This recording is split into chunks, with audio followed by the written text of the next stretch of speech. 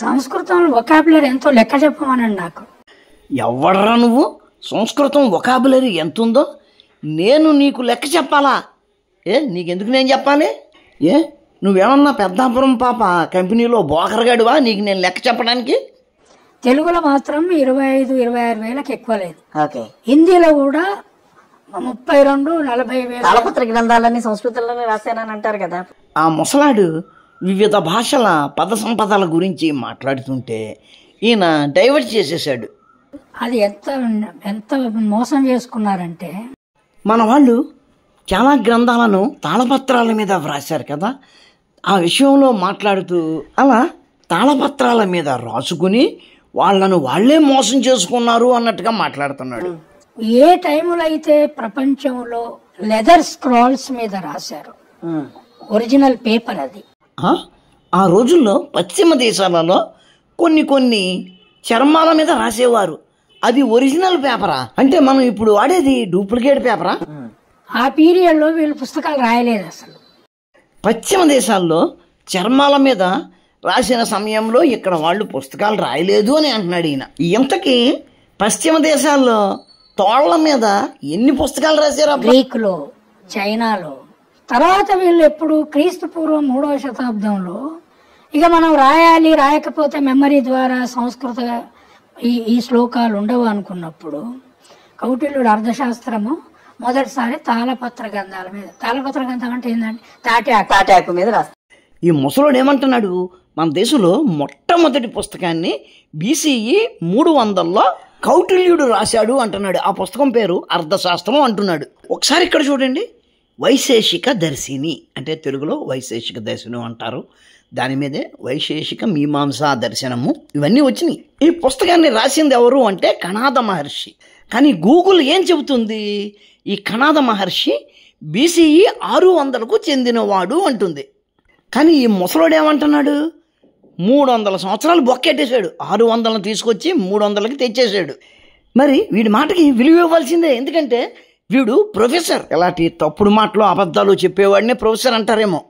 అదేంటారు రాంబాణం, వీడు వయసులో చాలా పెద్దోడు, పైగా ప్రొఫెసరు, పైగా బోల్డ్ పుస్తకాలు అయ్యి రాశాడు. ఇటువంటి వాడిని పట్టుకుని ముసలోడు అంటున్నావు, వాడు వీడు అంటున్నావు, పద్ధతేనా అది అని మీరు అడుగుతారేమో. ఏం పర్వాలేదండి, వీడికి ఇంతకంటే ఎక్కువ గౌరవం అక్కర్లా. వీడు పెద్ద సేటుగాడండి. అలాంటి సేటుగాడు కాదండి, మామూలు సేటుగాడు కాదు, టెంపుల్ సేటుగాడు. తాటాకు మీద ఏ రసం తీసుకొని వచ్చి రాసిన అది ఉంటుందానండి? ఉంటుందా? ఉండదు. వింటున్నారా వీడు చెప్పేది? తాటాకు మీద ఏ రసంతో రాసినా అది ఉంటుందా అండి అని అడుగుతున్నాడు. మరి ఈయన్ని ప్రొఫెసర్ అని ఎలాగంటారండి? ఏ రసంతో రాసినా ఉంటుందా లేదా అని ప్రశ్న వేసే ముందు ఉన్నదా లేదా మినిమం 100 సంవత్సరాలు ఆ తాటాకు ప్రతులు నిల్వ ఉంటున్నాయి. ఈ ముసలాడికి తెలుసో తెలియదో కానీ రాజమండ్రిలో గౌతమి గ్రంథాలయం అనుంది. అక్కడ 180 సంవత్సరాల నాటి రాతప్రతులు, తాటాకు ప్రతులు లభిస్తున్నాయి. అదే ఆంధ్ర యూనివర్సిటీలో అయితే కనుక 2663 తాళపత్ర గ్రంథాలు ఉన్నాయి. 100 సంవత్సరాల నాటి గ్రంథాలు ఇక్కడ ఉన్నాయి. అవన్నీ ఇప్పటిదాకా ఉన్నాయంటే దాన్ని ఏ రసంతో రాశారు? ఏ రసంతో రాస్తారో కూడా తెలియదు వీడికి. ఈడు ప్రొఫెసర్. తాళపత్రాల మీద గంటంతో రాస్తారు అన్న విషయం కూడా ఈ ముసలోడికి తెలియదు. ఈడు ప్రొఫెసరు, ఏ రసంతో రాస్తారు అని అడుగుతున్నాడు.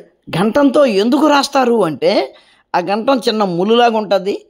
ఆ తాళపత్రం మీద మెత్తటి తాళపత్రం మీద సన్నటి గీతలాగా ఏర్పడుతుంది. అది ఎన్ని రోజులైనా నిలిచి ఉంటుంది. ఎంత చిన్నగా ఉంటుంది అది. అన్ని పోయినాయి పాపం. అన్నీ పోయినాయా? ఒక్క ఆంధ్ర యూనివర్సిటీలోనే 2663 ప్రతులు ఉన్నాయి. భారతదేశం మొత్తం మీద ఎన్ని ఉండొచ్చు ఆలోచించు.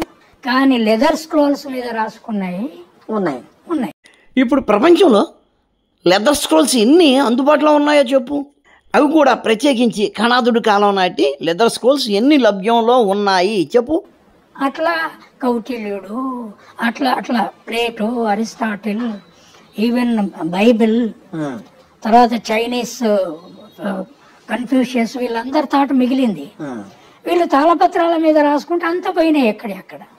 ఒరే ముసల్నక్క, ఎంత తెలివి నీకెక్కడ ఏడిసిందిరా? తాళపత్ర గ్రంథాలు ఎక్కడవక్కడ అంతా పోయినయ్యా, ఏం కాదు కదా. అవి పాడైపోతున్నాయి అనిపించినప్పుడు వాటిని మరలా రీరైట్ చేసేవారు. ఎవడో ముష్టి ఉండవాడు వాటినన్నిటినీ పనిగట్టుకుని తగలబెట్టాడు కాబట్టి అవి లభ్యతలో లేకుండా పోయాయి. కానీ లేకపోతే వాటి ప్రతులు అట్లా రాసుకుంటూ వచ్చి ఉండేవారు. నువ్వన్నట్టుగానే అక్కడ లెదర్ స్క్రోల్స్ మీద రాసి ఉంటే గనక ఆ దరిద్రుడు వాటిల్ని కూడా తగలబెట్టేవాడు. దానికన్నా కష్టమా ఏంటది? లెదర్ మీద ఎందుకు రాయలే? వీళ్ళు ఏం నిర్వచించుకున్నారు పండితులు? అదిగోనండి బయటకు వచ్చేసింది. ఈడులో ఉన్న గాడిద బయటకు వచ్చేసింది. దోస్తం हम सेठ है, दिस बात को हम पर एक किताब लिखा, किताब का नाम क्या है? ये सेठ लोग सामाजिक स्मग्लर्లు है, उसने ये किताब लिखा. కానీ ఒరే ముసలాడా, మేము సేట్లుమేరా, కానీ మామూలు సేట్లుమే. కానీ నువ్వు కూడా సేటువేరా, మేమేమో మామూలు సేట్లుమే, నువ్వేమో టెంపుల్ సేటురా. టెంపుల్ అంటే తెలుగులో గుడి అంటారు, టెంపుల్ సేటురా నువ్వు. లెదర్ అన్టచబుల్, లెదర్ పని చేసినోడు అన్టచబుల్. గాడిద నువ్వు అయితే గాడిద అయి ఉండాలి, లేకపోతే గాడిద కొడుకు అయి ఉండాలి. ఎలాగైనా సరే నిన్ను గాడిద అని పిలవచ్చురా, గాడిద. లెదర్ అన్టచబుల్ ఏంట్రా, పంది వెధవ. వేల సంవత్సరాల క్రితం ఇక్కడ జీవించిన వారు శాకాహారులు కాబట్టి వాళ్ళు వాడిన అనేక పరికరాలు అగ్రికల్చరల్ బేస్డ్ అయి ఉంటాయి. మరి నీ పూర్వీకులు, నీ గురువులు, నువ్వు మెచ్చేవాళ్ళు ఆది నుంచి పచ్చి మాంసం తినేవాళ్ళు. వాళ్ళు వాడే పదార్థాలలో ఎక్కువ శాతం యానిమల్ రెసిడ్యూస్, అట్లాగే వాటి బై ప్రోడక్ట్స్ అయి ఉంటాయి. ఇక్కడ జరిగిన పరిశోధనలు తాటాకుల నుండి తాళపత్రాలు తయారు చేయడం, వాటి మీద గంటంతో లిఖించడం, అట్లా లిఖించబడిన తాళపత్రాలను 100 సంవత్సరాలు ఉండేలా, నిలువ ఉండేలా భద్రపరచడానికి కావలసిన విజ్ఞానాన్ని వాళ్ళు తయారు చేసుకున్నారు. మరి మీ వాళ్ళు పొద్దస్తమానము జంతువులను చంపుకొని తినడం, అందువల్ల ఎక్కువగా ఆ చర్మాలు పోగుపడ్డాయి కాబట్టి వాళ్ళ పరిశోధనలు వాటి మీద సాగాయి. కాబట్టి వాళ్ళు వాటి మీద రాసుకున్నారు. నిప్పెట్టి తగలడితే తాళపత్రాలు తగలడతాయి. నువ్వేదో స్క్రోల్స్ అన్నావు కదా, చర్మం స్క్రోల్స్, అయ్యి కూడా తగలడతాయి. అవి ఏమన్నా దిగొచ్చినాయా? గాడి దగ్గర, దేవుని దగ్గరికి రావద్దు, యజ్ఞం దగ్గరికి రావద్దు, యాగం దగ్గరికి రావద్దు. యునోవాడు ఎరుపు అయితే చెప్పేవాడిదే సెంట్రల్ స్టేజ్ అని. జంతువుల్ని దేవుడి దగ్గరికి రావద్దు, యజ్ఞం దగ్గరికి రావద్దు, యాగం దగ్గరికి రావద్దా? అదేట్రా మీరే కదరా చెప్తారు. బలులు, జంతు బలులు యాగం దగ్గర ఇచ్చామని మళ్ళీ ఇప్పుడు అసలు రావద్దన్నామని చెప్తారేంటి? మీ అబద్ధాలు ఒక లైన్లో పెట్టుకుంటారా. మీరే ఒక అబద్ధం చెప్తారు, దానికి వ్యతిరేకంగా ఇంకొక అబద్ధం చెప్తారు. ఎందుకు వచ్చినా ఎదవ బతుకులరా. ఇక లెదర్ అన్టచబుల్ అన్నాక కాళ్ళకు రక్షణ లేదు, మెదడుకు రక్షణ ఎందుకు లేదు? ఇప్పుడు చెక్క దాంతో వేసుకుంటారు, ఎంత దూరం ఉరుకుతావు? ఇలాంటి వెధవలనే మేధావులు అని వాళ్ళు చెప్పుకుంటారు. పావుకోళ్ళు వేసుకుంటారు కదా, దానికి ఏం వక్రీకరణ అంటే చర్మం అంటరానిది, అందుకని చెక్కతో చేసిన పావుకోళ్ళు వేసుకుంటారు అంటాడు. చర్మం ఎందుకు అంటరానిది అంటే చర్మకారుల్ని అంటరాని వాళ్ళుగా చేశారు అని చెప్పడానికి ముందు మాట అన్నమాట. ఇక్కడి ప్రజలు ముందు నుంచి అహింసావాదులు, జీవహింసకు వ్యతిరేకులు, అందుకే శాకాహారంతో జీవించారు. బ్రాహ్మణులు పూర్తిగా జీవహింసకు దూరంగా ఉండేవారు కాబట్టి పావుకోళ్ళు వాడేవారు. కానీ వైశ్యులు వాళ్ళు కూడా శాకాహారులే, కానీ వాళ్ళు దేశాలు తిరుగుతూ ఉండాలి వ్యాపారం మీద. పావుకోళ్ళతో ఎక్కువ నడవడం కష్టం కాబట్టి వాళ్ళు తోలుతో చేసిన చెప్పులను తొడుక్కునేవారు. శారీరకంగా దృఢంగా ఉండాలి కాబట్టి యుద్ధాలు చేయవలసిన క్షత్రియులు, శారీరక శ్రమ ఉనర్చవలసిన శూద్రులు వాళ్ళు మాంసాహారాన్ని స్వీకరించేవారు. మాంసాహారం స్వీకరించినప్పటికీ వాళ్ళ ప్రధాన ఆహారం మాత్రం శాకాహారమే. మాట వరుసగా చెప్పుకోవాలి అంటే మనం హైదరాబాద్లో దమ్ బిర్యానీ తింటాం, అందులో దమ్ ముక్క ఎంత ఉంటుంది, మిగిలిందంతా బిర్యానీ రైసే కదా. వేరే యూరోపియన్స్ అండ్ అమెరికన్స్ వాళ్ళ డిషెస్ చూడండి, ఆ మొక్క ఉంటుంది, మాంసం మొక్కే మొత్తం తింటారు. ఈ వ్యధ ఏమన్నాడు, వాడు అన్న దగ్గరికి మళ్ళీ వద్దాము, చర్మాన్ని చర్మకారుణ్ణి అంటరాని వాళ్ళుగా చేసేసారు అంటున్నాడు కదా. పావుకోళ్ళ ధారణ గురించి మురిగాడు కదా. ఒక్కసారి చూడండి, జైన మతంలో అహింస అనేది ఎంత గట్టిగా ఆచరిస్తారో, ఆచరణ సాధ్యం కానంత తీవ్ర స్థాయిలో అహింస ఉంటుంది. జైన మతం ప్రజాదరణ పొందలేకపోవడానికి ఇది ఒక కారణం. గాలి పీలిస్తే గాలిలోని సూక్ష్మజీవులు చచ్చిపోతాయని మూతికి గుడ్డ కట్టుకుంటారు, నీళ్లు వడగట్టుకుని తాగుతారు. అడుగు తీసి అడుగు వేసేటప్పుడు కాలి కింద పడి సూక్ష్మజీవులు చనిపోతాయని నెమలికలతో చేసిన పొరకతో నడిచినంత మేర అడుగేసే ముందు నేలను ఊడ్చుకుంటూ పోతారు. నేలను చీల్చి దున్నే వ్యవసాయం చెయ్యరు. నేల కింద పండే దుంపలు, ఉల్లి, వెల్లుల్లి, మసూర్ గింజలు లాంటివి కూడా తినరు. అహింసయే పరమధర్మం అని విశ్వసిస్తారు. అడుగు తీసి అడుగు వేసేటప్పుడు తమ కాళ్ళ కింద పడి సూక్ష్మజీవులు చనిపోతాయన్న బాధతో నెమలికలతో ముందు నేలను తుడిచి అడుగు వెనక అడుగు వేసుకుంటూ వెళ్ళే వీళ్ళు ఒక జంతువును చంపి ఆ జంతువును చంపిన చర్మంతో చెప్పులు కుడితే అవి తొడుక్కుంటారా? మీరే చెప్పండి. దానిని తీసుకొచ్చి అస్పృశ్యత అంటూ వాగుతున్నాడు ఈ వెధవ. వెధవ నవ్వు. వీటికి దేవునికి ఎవరైనా ముడిపెడతారండి? ఎవర్రా ముడిపెట్టింది? నువ్వు కదా ఎదవా. వాళ్ళలోని అహింసావాదం వాళ్ళు జంతువులను చంపిన తోలుతో కుట్టిన చెప్పులు వేసుకోకుండా ఉంటే దానిని నువ్వు దేవుడికి లింకెడుతున్నావు. మనిషి చచ్చిపోగానే ఎక్కడికైనా పోతే అట్లా ముట్టుకోకూడదు, అడిగి పోయి వస్తే స్నానం. అరే చచ్చిపోయినాడు, దాంట్లో ఏముంటుందని మళ్ళీ వచ్చి స్నానం చేయాలి? ఏమన్నా అంటుతే స్నానం చేయాలి. చచ్చిపోయిన దేవశవం అంటచబుల్. పనికిమాలిన వ్యధవలో చేరడం వల్ల ఇదే ప్రాబ్లం. శవం అంటచబుల్ ఏట్రా? శవాన్ని ముట్టుకుంటే స్నానం చెయ్యాలి అంటారు. అంటచబుల్ అంటే అసలు ముట్టుకోకూడదు. శవాన్ని ముట్టుకున్న తర్వాత స్నానం ఎందుకు చేయాలి అంటే మనిషి చనిపోయిన తర్వాత టెంపరేచర్ పడిపోతుంది, జీవనక్రియలు ఆగిపోతాయి, అనేక రకాల సూక్ష్మజీవులకు బ్యాక్టీరియాలకు ఆలవాలం అయిపోతుంది. మరణం సంభవించిన క్షణం నుంచి టైం పెరిగే కొద్దీ ఆ ప్రమాదకరమైన పరిస్థితులు పెరుగుతూ ఉంటాయి. కొంతసేపటికి అందులోంచి చెడు వాసన వస్తుంది, ఇంకొంత సమయానికి పురుగులు బయటకు వస్తాయి కూడాను. కాబట్టి మృతదేహాన్ని ముట్టుకున్నప్పుడు అటువంటి సూక్ష్మక్రియులు ఏవైనా మన బాడీ మీదకు చేరుకుంటాయేమో అన్న అనుమానంతో స్నానం చేయమంటారు. ఈ రోజుల్లో మనకు ఉన్న శానిటరీ సిస్టమ్స్ ఆ రోజుల్లో లేవు కదా, కాబట్టి శవాన్ని ముట్టుకున్నప్పుడు స్నానం చేయమంటారు. అది నీకు మూర్ఖత్వంగా కనబడుతుంది, కానీ నీకు కావాలంటే నీ ఇష్టం వచ్చినట్టు ఉండొచ్చు. ఎప్పుడైనా శవాన్ని ముట్టుకున్నప్పుడు దాన్ని కౌగులించుకో, శుభ్రంగా దాని నీ ఒంటిని బాగా రాపాడించుకో, ఇంటికి వెళ్ళి హ్యాపీగా భోంచేసి పడుకో. ఎవడొద్దన్నాడు? లెదర్ అన్టచబుల్ చేసినాక లెదర్ టెక్నాలజీ బికేమ్ వీకెస్ట్. ఆ మాదిగ వాడని అన్టచబుల్ చేశారు. నేను అన్న దగ్గరికి వచ్చాడు కదండి, లెదర్ని అన్టచబుల్ చేశారు, ఆ తర్వాత లెదర్తో పనిచేసే వాళ్ళని అన్టచబుల్ చేశారని అంటున్నాడు. గ్లోబల్ నాలెడ్జ్ సిస్టంలో కాంపిటేటివ్ ఎనర్జీలో ఉన్నప్పుడు గ్లోబల్ లాంగ్వేజ్ ఈజ్ ఎసెన్షియల్. అవును, కాదన్నదేవుడు. ఒకప్పుడు సంస్కృతం గ్లోబల్ లాంగ్వేజ్. పశ్చిమ దేశాల వాళ్ళ కాలనైజేషన్స్ వలన వాళ్ళ భాషలు గ్లోబల్ లాంగ్వేజెస్ అయి కూర్చున్నాయి. ఇంగ్లీషు వాళ్ళు పాలించిన అన్ని ప్రాంతాలలో కూడా ఇంగ్లీషు గ్లోబల్ లాంగ్వేజ్. ఫ్రెంచ్ వారి పాలనలోని ప్రాంతాలలో ఫ్రెంచ్ గ్లోబల్ లాంగ్వేజ్. ఇటలీ వారి కాలనీస్లో ఇటలీ గ్లోబల్ లాంగ్వేజ్. చైనాలో మాండలిన్, రష్యాలో రష్యన్ గ్లోబల్ లాంగ్వేజెస్. ఆయా ప్రాంతాల్లో ఆయా దేశాల్లో ఎలిమెంటరీ నుంచి పిహెచ్డీల వరకు ఆయా గ్లోబల్ లాంగ్వేజెస్లోనే చదువులు ఉంటాయి. అదేవిధంగా మనకు ఇక్కడ ఇంగ్లీష్లో చదువులు. సైన్స్లో మనం ఎందుకు వెనకబడి ఉన్నాం? ఎర్రిపప్ప మనిషికి ఏమీ తెలియదు. సైన్స్లో మనం ఎందుకు వెనకబడి ఉన్నాం, సైన్స్లో ఎందుకు వెనకబడి ఉన్నామో వీడికి తెలీదా? కలోనియల్ వ్యవస్థలో పాలితులను పాలకులు స్వేచ్ఛగా వదులుతారా? ఆ కబరస్థానీ కిరస్థానీ మతాలు ఇక్కడ రాకముందు ప్రపంచంలోనే మనది అద్భుతమైన సైన్స్. ఇక్కడ చూస్తున్నారు కదా, వైశేషిక దర్శనము. ఇది 2600 సంవత్సరాల క్రితం కనాద మహర్షి రాశారు. 400-500 సంవత్సరాల క్రితం యూరోపియన్లు ఏవైతే కనుక్కున్నాము అని చెప్పారో ఆ విజ్ఞానాన్ని అంతటినీ కూడా ఈ గ్రంథంలో 2600 సంవత్సరాల క్రితమే కనాద మహర్షి వివరించారు. వీడిప్పుడు వచ్చి మనం సైన్స్లో ఎందుకు వెనకబడి ఉన్నాము అని అడుగుతున్నాడు. ఎంత వయసు వచ్చింది? 1000 సంవత్సరాల బానిసత్వమే దానికి కారణము అని తెలీదు.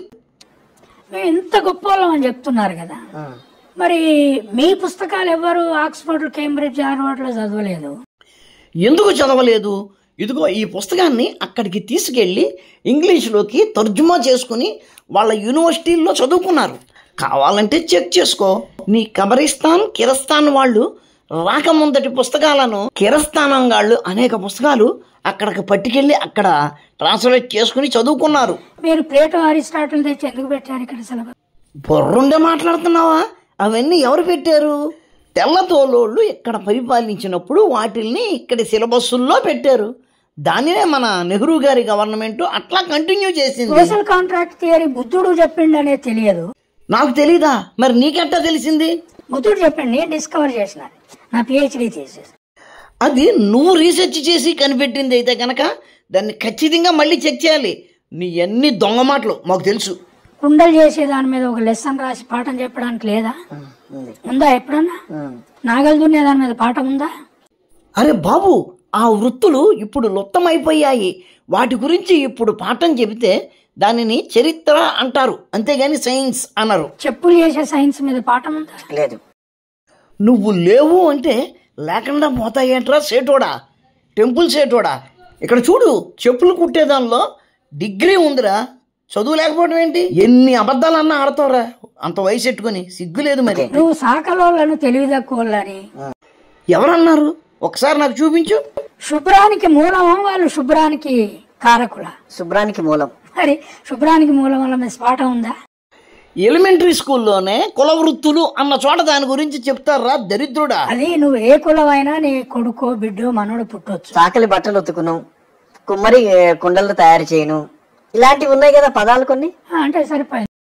ఏం మాట్లాడుతున్నావురా? ఆ విషయంలో ఎవరికి ఏది తెలియకపోతే దాని గురించి చెప్పాలి.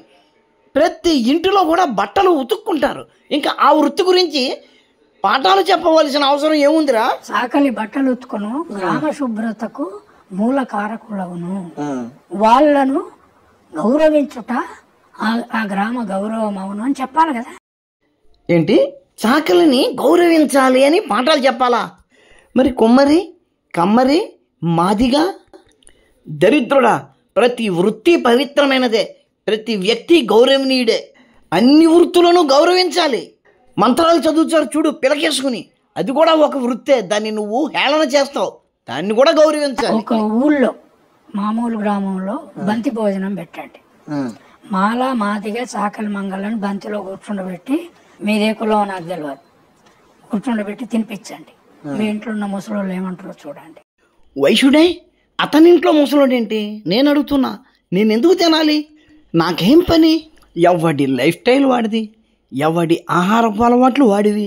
నేను పూర్తి వెజిటేరియన్ని. అక్కడ ఎవడో అక్కడికి తెచ్చుకుని అన్వి తింటాడు, నేను అక్కడ ఎలా తినగలను? అబ్బే లేదండి, మీకు విడిగా సెపరేట్గా వెజిటేరియన్ వంటలు వండించామండి, అవి తేడా అండి, ఆ మూకుళ్ళు వేరండి, ఆ గెరిట్లు వేరండి అని అంటారు మీరు. నిజమే, వండేటప్పుడు వంట వాళ్ళు పాటించవచ్చు, అందులోని వస్తువులు ఇందులోని వస్తువులు అందులోనూ వాడకుండా. కానీ వడ్డించేవాడికి ఆ విషయాలన్నీ ఏం తెలుస్తాయి? ఆ గెరిట్ ఇందులోనూ ఈ గెరిట్ అందులోనూ పెట్టే అవకాశం ఉంది. రెండో విషయం, నేను స్నానం చెయ్యకుండా భోజనానికి కూర్చోను. మరి అక్కడికి వచ్చి నా పక్కన కూర్చున్నవాడు స్నానం చేసి వచ్చాడని నాకు ఎలా తెలుస్తుంది? సరే, ఏదో మీరు ఇంతగా పట్టుబడుతున్నారు కదా అని వచ్చి నేను తింటాను. ఆ తిన్న తర్వాత ఏమంటావు?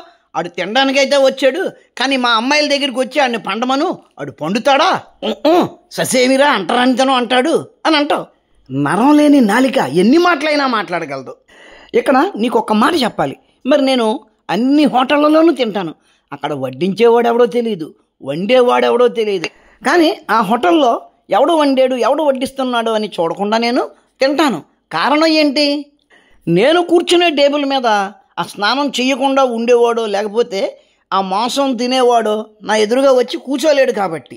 ఇప్పుడు ఎక్కడికి వచ్చిందంటే పైబీసీల వరకు బంతి భోజనాలకు పిలుస్తున్నారు. ఒరే దరిద్రుడా, బేస్ మీద తన్నానంటే ఎక్కడికి వెళ్ళి పడతావో తెలియదు.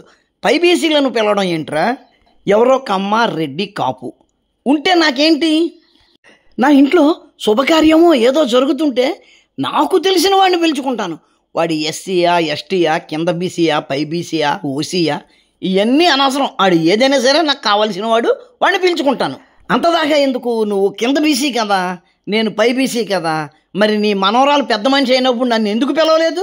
పెళ్లికి అయ్యగారు వస్తాడు, కట్నం తీసుకుంటాడు, పప్పులు కూరగాయలు సమర్పయామి అని అన్ని తీసుకుంటాడు. బంతిలో మనతోడు కూర్చొని తినడు. ఏ దేవుడు వద్దన్నాడు? అయ్యవారు నిన్నేదో తక్కువ చేస్తున్నాడని నువ్వు ఏడుస్తున్నావు. అయ్యవారు ఏదైనా కార్యక్రమానికి వైశ్యుల ఇంటికి వెడితే అక్కడ కూడా తినడు, వాళ్ళు వెజిటేరియన్నే.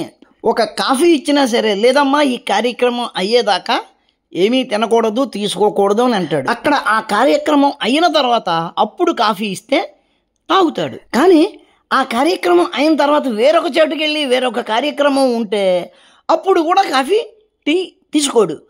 ఆఖరి కార్యక్రమం అయిన తర్వాత మాత్రమే కాఫీ టీ తీసుకుంటాడు. అది అతని వృత్తి నియమం. ఫుడ్కు వెజిటేరియన్ మీటేరియన్ ఏంటంటే ఫుడ్ ఈజ్ ఫుడ్. ఏంట్రా ఫుడ్ ఈజ్ ఫుడ్డా? నువ్వు ఆవు మాంసం తింటే నేను ఆవు మాంసం తినాలా? ఫుడ్ ఈజ్ ఫుడ్ అంటే గనక ఇప్పుడు కుక్క ఉంది, అది మానవ విసర్జితాన్ని తింటుంది. మరి దాని ఫుడ్ నువ్వు తింటావా? దాని ఫుడ్ నువ్వు తింటే నీ ఫుడ్ నేను తింటాను, ఓకేనా? మనము మన బ్రెయిన్ మనం కిల్ చేసుకుంటున్నాం. ఎన్వి తినకుండా మేము మా బ్రెయిన్స్ని కిల్ చేసుకుంటున్నాం, అంతేనా నువ్వు అనేది? ఆ లెక్కన మా ఐక్యూ మీ ఐక్యూ మీద యావరేజ్ని చాలా తక్కువ ఉండాలి. ఉందా మరి అలాగా? ఏ ఏజ్లో తినాల్సిన ప్రోటీన్ ఆ ఏజ్లో తినకుండా నువ్వు మరీ ఇంత ఎదవ అనుకోలేదురా. కేజీ కోడి మాంసంలో కంటే కేజీ కందిపప్పులో ఎక్కువ సాల్యుబుల్ ప్రోటీన్ ఉంటుంది. ఈ మంచి బ్రెయిన్ ఉన్నోనికేమో చదువు రానియలే. వీళ్ళు మంచిగా మాంసము చేపలు తిని బ్రెయిన్ బలంగా ఉంది, చదువు రానియకుండా ఆపేశారు. ఎవడాపాడు? ఎప్పుడు ఆపాడు? ఎప్పుడో స్వాతంత్రం రాకముందు ఆపి ఉండొచ్చేమో. 75 ఏళ్ళగా ఇక్కడ నిర్బంధ విద్య ఉంది. ఎవడాపాడు రా నిన్ను చదవకుండా? ఉంటే బీరకాయ బెండకాయ తిన్నోళ్ళేమో చదువు అన్నారు. బీరకాయ బెండకాయ తిన్నవాడు చదువు అనలేదురా. వాడికి చదవాలన్న కోరిక ఉంది, చదివాడు. నీకు చదవాలన్న కోరిక లేదు, చదవలేదు. అంతేగాని వంటకానికి భోజనానికి ముడి పెడతావు. ఇటు డెవలప్ కావాలి, మనం అటు డెవలప్ కావాలి. సర్వ నాశనం అయిపోయింది దేశం. అవును, నిజమే. హిందూ ద్వేషులు ఈ దేశాన్ని పాలించినప్పుడు ఈ దేశం సర్వనాశనం అయిపోయింది. ఒక హిందువు ప్రధానమంత్రి అయిన తర్వాత 10 సంవత్సరాలలో ఆర్థికంగా 10వ స్థానం నుంచి 5వ స్థానానికి వచ్చింది. 10 సంవత్సరాల క్రితం ఏ దేశానికి వెళ్ళినా ఇండియన్స్ను కుక్కల్లా చూసేవారు. ఇప్పుడు రాజుల్లా చూస్తున్నారు, చీఫ్ గెస్టుల్లా చూస్తున్నారు. ఎక్కడ సర్వనాశనం అయిపోయిందిరా పనికి మేలనోడా? Highest number of doctors, engineers, top IAS మొన్ననే లెక్కలు వచ్చినాయి. బ్రాహ్మణ్స్ ఉన్నారు. ఇప్పుడే కదా చెప్పావు, మాంసం తినేవాళ్ళు చాలా తెలివైన వాళ్ళు, వాళ్ళని చదువుకోనివ్వట్లేదని. మరి 75 సంవత్సరాలుగా బోల్డ్ రిజర్వేషన్లు ఇస్తున్నాం. మరి ఆ రిజర్వ్డ్ సీట్లు దాటి ఓపెన్ కాంపిటీషన్లో వాళ్ళు ఎందుకు సీట్లు తెచ్చుకోవట్లేదు? హైయెస్ట్ నెంబర్ బ్రాహ్మిన్సే ఎందుకుంటున్నారు అంటే దానికి కారణం వాడు తినే వెజిటేరియన్ ఫుడ్ మాత్రమే. వాళ్ళని ఒకసారి అడగండి, డాక్టర్స్ ఏ దేశ పుస్తకాలు చదివి వాళ్ళు రాసినాయా, యూరోపియన్లు రాసినాయా? ఎరా నీకన్నా లూసా? ఏ స్టూడెంట్ అయినా తనకు నచ్చిన పుస్తకాలు చదువుకోగలడా? సిలబస్లో ఏదైతే ప్రిస్క్రైబ్ చేస్తారో అది చదువుకుంటాడు. ఈ 75 సంవత్సరాలు కూడా యూనివర్సిటీలు కాలేజీలు అన్నీ మీ కంట్రోల్లో ఉన్నాయి. మీరు ఏ పుస్తకాలు సిలబస్లో పెడితే అయ్యే చదువుతారు. అవును, వాళ్ళ పుస్తకాలు అన్ని వాళ్ళే రాస్తున్నారు. కెమిస్ట్రీ, ఫిజిక్స్, మెడికల్ వాళ్ళే రాస్తున్నారు. వాళ్ళు పక్కా బీఫ్ తింటారు, మీట్ తింటారు. మీరు మంచిగా వెజిటేరియన్ బీరకాయ బెండకాయ పప్పు తింటున్నారు. మరి మీరు అంతకంటే గొప్ప పుస్తకాలు రాయాలి కదా. ఎందుకు లేరు? ఉన్నారు. నువ్వు ఎదవ్వ కాబట్టి నీకు తెలియదు. ఇదిగో వాగ్భటుడు, ఆయుర్వేదిక్ ఫిజిషియన్, అష్టాంగ సంగ్రహ, ఆయన పుస్తకం అనేక విదేశీ యూనివర్సిటీలలో దీనిని అధ్యయనం చేస్తున్నారు. మహర్షి సుశ్రుతుడు, ఆయన గ్రంథం పేరు సుశ్రుత సంహిత. ఆయనను ఫాదర్ ఆఫ్ సర్జరీ అంటారు. చరక సంహిత, ఇది రాసిన చరకుడు కూడా హిందువే, భారతీయుడే. ఈ గ్రంథాలన్నీ కూడా అనేక విదేశీ యూనివర్సిటీలలో అధ్యయనం చేయబడుతున్నాయి. వీరి గ్రంథాలన్నీ వివిధ దేశాలలోని యూనివర్సిటీలలోనూ కాలేజీలలోనూ అధ్యయనం చేయబడుతున్నాయి అని నేను చెప్తే నువ్వు నమ్మవు కదా. చూడు ఈ స్టాచ్యూ, ఇది ఆచార్య సుశ్రుతుడి స్టాచ్యూ. ఈ స్టాచ్యూ ఎక్కడది? ఇండియాలోది కాదు, ఇది ఒక మెడికల్ కాలేజీలోది, royal Australian college of surgeons. అది ఎక్కడుంది? మెల్బోర్న్లో, అంటే ఆస్ట్రేలియా. వాళ్ళు తెల్లతోలోళ్ళు, వాళ్ళు మనకంట చాలా గొప్పోళ్ళు అని ఇంతకన్నా నువ్వు. వాళ్ళు అసలే తెల్లతోలోళ్ళు, నీకు తెలుసు. ఎవడో పనికి మాలిన నల్లతోలు వాడి విగ్రహం ఆడు కాలేజీలో ప్రత్యేకించి మెడికల్ కాలేజీలో పెట్టుకోవాల్సిన అవసరం ఏముంది? పానము అపానము నోటితోటే చేసే నీలాంటి వాడికి అది అర్థం కాదులే. Food no God said that this is good food, this is bad food. ఏడిసావరా? మా దేవుడు ఏం చెప్పాడు? అహింస పరమో ధర్మ అన్నాడు. అంటే ఒక జీవిని చంపి దానిని తినడం అన్నది తప్పు అని అక్కడే తెలుస్తుంది. నువ్వేదో బైబిల్లో మాంసం మాత్రమే తిను అని చెప్పాడు కాబట్టి అదే నమ్మితే అట్ట మా దేవుడు తినద్దనే చెప్పాడు. ఈ దేశాన్ని వెజిటేరియన్ మారుస్తారా? ఎందుకు మారుస్తావు? నాకేం పని? నువ్వు పందిని తింటే పందిని తిను, గేదెని తింటే గేదెని తిను, కుక్కను తింటే కుక్కను తిను, పిల్లిని తింటే పిల్లిని తిను. అది నీ పర్సనల్, నాకేం పని? అది మిత్రులారా, ఈ టెంపుల్ షేటుగాడు ఆడి మనసులో ద్వేషం అంతా మన మీద కక్కడానికి చూస్తున్నాడు. మన దగ్గర ప్రతి దానికి జవాబులు ఉన్నాయి. పూర్వం మనకెందుకులే అని మన పెద్దవాళ్ళు మనము కూడా వదిలేసేవాళ్ళం. ఈ రోజున ఎవడన్నా మాట్లాడితే తిరిగి ప్రశ్నించడానికి మనకి ఎట్లాగా గూగుల్ ఉంది, ఇన్ఫర్మేషన్ ఇస్తుంది, మనం ప్రశ్నించడమే మన పని. ఈ గుడి అదే టెంపుల్ సేటుగాడు, వీడికి ఎవ్వడూ ప్రశ్నించక నేను మొగోణ్ణి అనుకుని ఏడుస్తున్నాడు. ప్రశ్నిద్దాం, చాలా గట్టిగా ప్రశ్నిద్దాం. మిత్రులారా, వీడియో నచ్చితే లైక్ చేయండి, షేర్ చేయండి, మీ కామెంట్ పెట్టండి. మన ఛానల్ని ఇంకా సబ్స్క్రైబ్ చేసి ఉండకపోతే వెంటనే సబ్స్క్రైబ్ చేయండి. ఉంటాను. నమస్కారం. మతోన్మాదంపై